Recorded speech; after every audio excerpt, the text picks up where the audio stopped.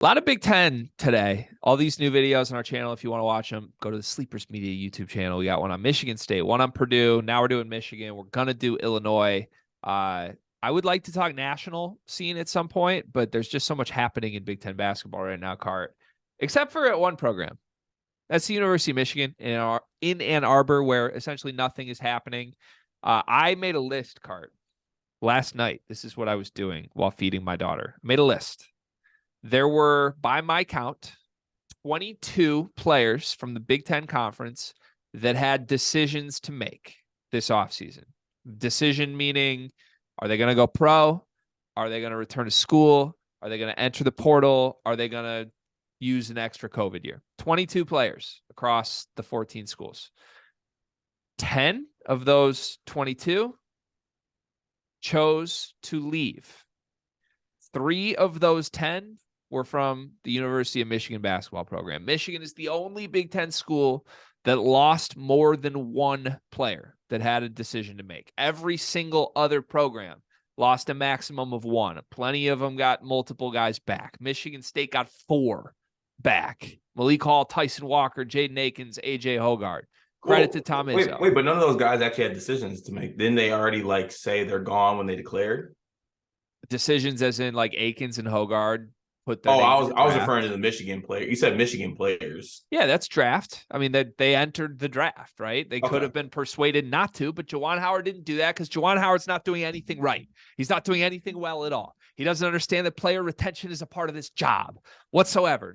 Or maybe checking to see if the guys you're recruiting can get into your school. That's also part of the job. Cart, there's multiple things you got to do. Maybe don't punch other Big Ten coaches or, I don't know, maybe make sure your administration likes you so they actually financially endorse you a little bit, or I don't know, maybe talk to the media so that every national media member doesn't write articles in the offseason about how horrible of a job you're doing, which are actually turning out to be true, even though they were wrong 2 years ago when they first wrote them. Now they're actually accurate because you're not doing shit as a head coach. Cart, that's where I stand. Michigan's the only program in the Big Ten that can't figure any of this out. Every other school can at least figure one element of it out, whether it's bringing dudes back or paying dudes and buying them from the portal. All Michigan does is lose everyone.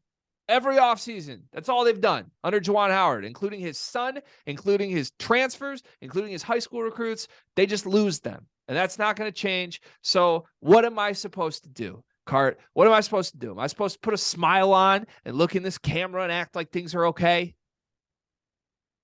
No, you're not supposed to. I mean, and really there's nothing I can say on this subject. We talked about this offline. Just let's start surface level. The optics are just terrible. Optics are terrible. You can't get players. You got players like Papa Conte who are committed and leave the school, or go. I think he committed to Pitt. I think it was, because I'm pretty sure he couldn't get in the school. You have Caleb Love commit. He can't get back to school. You have Hunter Dickinson leave and say he can't basically put up with whatever's going on at that school. It's just really bad for optics. Goodman brought it up on the Field 68 stream last night. His last, push should have been to beg his son Jet to come back and save him and come back for a year. I raised you. I did all this for you. Please come help me because dad needs help. My team needs help. And that's not happening. And to be honest with you, I usually, when you have situations like this, you want to think solution. You can't woe is me. Especially in today's era, you got to figure it out. You got to find a way. Don't know if there is a figuring out. Don't know if there's finding a way. Who is Michigan adding? I know they're getting a visit from the Tennessee transfer, Oliver. I don't want to butcher his last name. I know he still has a visit on the board, right? Olivier Nkamhoua. They're still getting a visit from him. He has added visits to other schools such as West Virginia and Kansas State, though. So, there was a time when there was edits made for that young man and they thought he was going to come to school. Those edits are collecting dust. Those edits might never get used. So what is the solution for Michigan? Is there one? Do you just have to accept mediocrity? This year, yeah. This year they have to accept mediocrity, but saying we're going to accept mediocrity doesn't mean we actually accept mediocrity. It just means I'm being realistic about what next year's basketball team is going to be. There's no expectations whatsoever. They're going to be bad. If they were to be a bubble team, they would be overachieving quite a bit based on who this roster is, in my opinion. I'm not accepting that. Like, that's not an acceptable outcome from Juwan Howard as the head coach at the University of Michigan.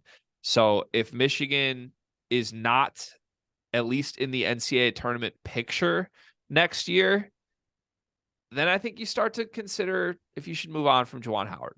Cart. That's sort of where I'm at. And I would argue, I don't know if that's a bad outcome at this point. Like, I almost think it would be healthier for Michigan basketball long-term to be so bad they bottom out this year that they have no choice but to separate from Juwan Howard. And honestly, the administration, the school, the university has no choice but to look themselves in the mirror and figure out some changes. Like, Michigan's not going to compete in this era unless they can provide real financial opportunities via NIL or allow kids into their school. Like, you can't have that combination be both actively happening. And right now it's as loud publicly as it possibly could be.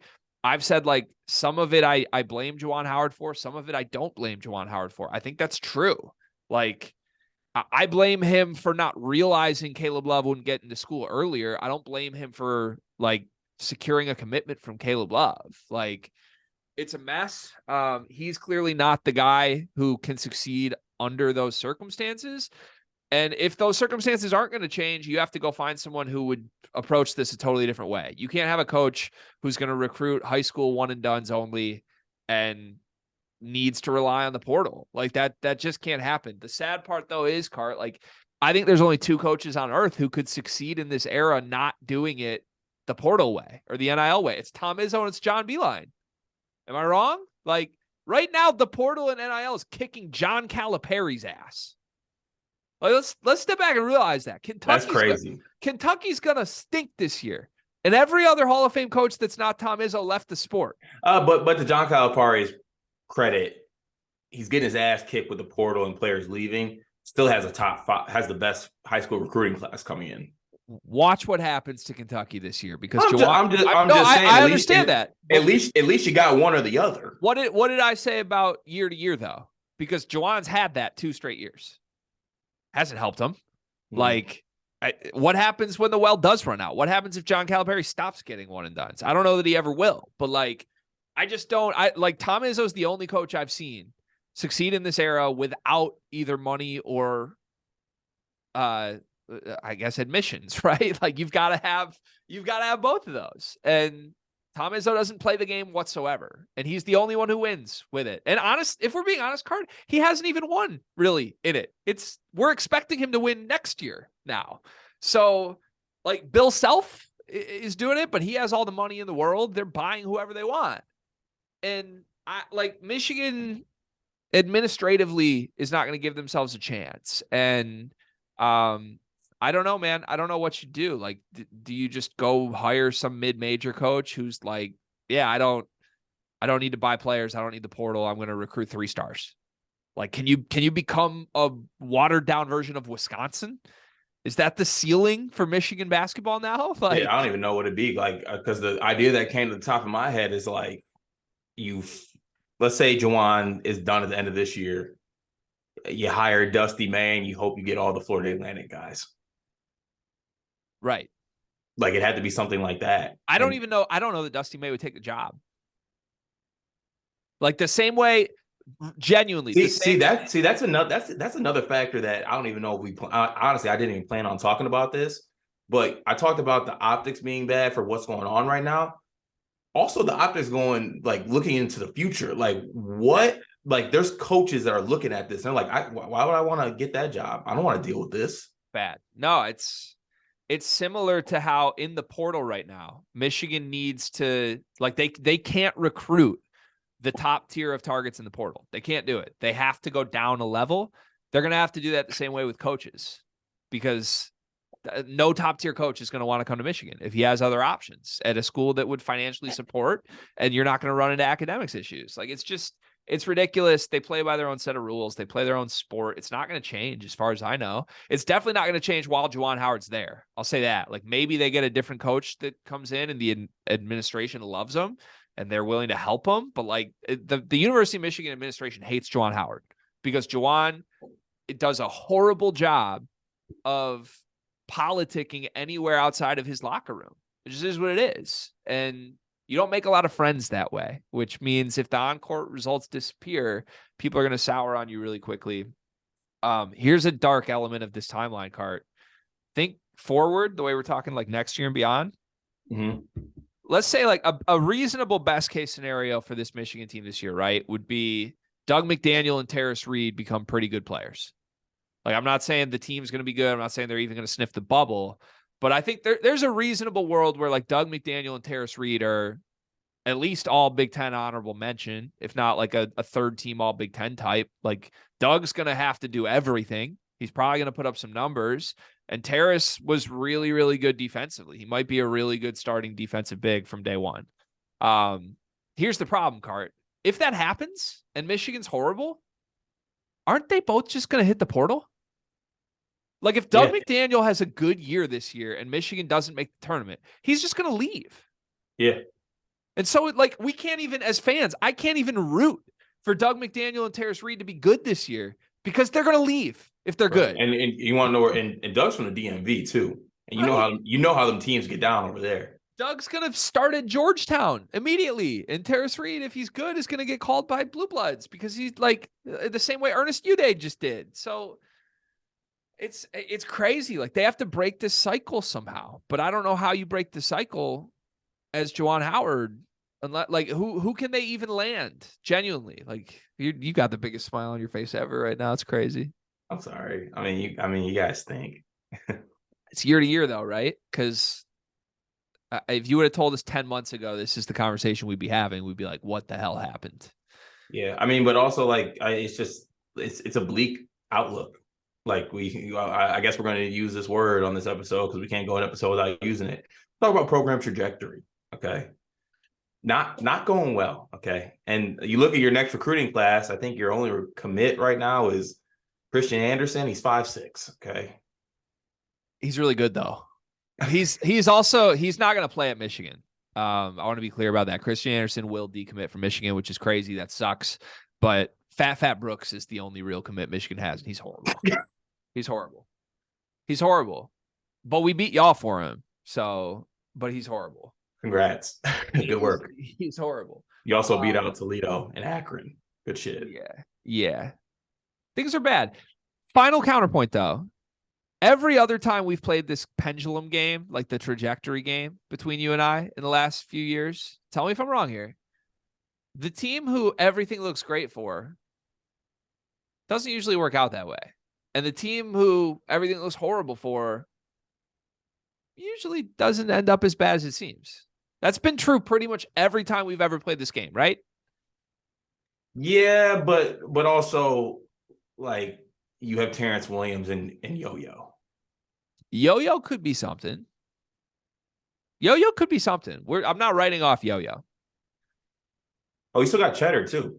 The small sample size that we have of Juwan Howard taking a guy who doesn't play as a freshman into a starter role as a sophomore is pretty effing good. Yo-Yo is not Kobe Buffkin. We don't know, do we? We don't know, but you're telling me the last thing, your starting lineup next year, Doug McDaniel, who starts with the two? Oh, I didn't really talk about the targets. They're not getting Zion Pullen. They're not getting Olivier Kamwa. I just want to make it unequivocally clear. Kamwa is getting recruited by West Virginia. Michigan won't win that recruitment. Pullen is getting recruited by Gonzaga and Florida, and I forget another school that has money. You won't win that recruitment. You will not win that recruitment. So, like, it's the same way Ray J. Dennis. They got Ray J. Dennis in for a surprise visit, and then 2 days later, he had eliminated Michigan and kept the other three schools. Like, Michigan fans would be wise to not even think they could get these top recruits that the best guys are after. But starting lineup, I'll go Doug. I think it's got to be Doug, Llewellyn, I totally forgot about Llewellyn. Doug Llewellyn, Amari Burnett, I guess Terrence Williams at the 4 and Terrace Reed at the 5 with Yo-Yo 6-man, Trey Jackson 7th. Or if Yo-Yo's a breakout guy, then you bench Llewellyn and go Doug, Namari, Yo-Yo. They stink, man. They stink. You know what? When you put it like that, though, and you put that lineup, yes, they will be bad. I don't think they'll be as bad as people think. I am genuinely excited to have a season where there's no expectations. I'll just say that. Like, give the ball to Doug McDaniel. Give me Terrace Reed in 30 minutes at center and tell me everyone thinks they're going to miss the tournament, and let's see what happens. I'm in on that. Also, shout out to DK, Spartan Hoops DK. I did text him this morning rather than start a whole Twitter war again. I'm trying to be a little more mature in my fatherhood here. Texted him this morning because he did his Big Ten tiers. He had Michigan 12th in the seller tier, and then he had Nebraska 11th in the work to do tier. And I was just like, not saying you're super off here, but what's Keisei Tominaga and nothing better as a foundation at than Doug McDaniel and Terrace Reed? And he was like, didn't Nebraska get some other transfers? Nobody good. I mean, they lose Aaron Eulis. They lose their 2 best non-Tominaga players, and they're not recruiting Conway even. There's no upside for Nebraska. They're Tominaga and nothing. Like, Michigan at least has Doug and Terrace in the hope they could add somebody else. True. But DK admitted he was trolling with that. So there you go. Shout out to DK. All right. Go. I can't even say the word. I can't say the B word. I'm sad. I'm too sad to say the go B word. Have fun, B. Have fun and stay in school. Stay healthy.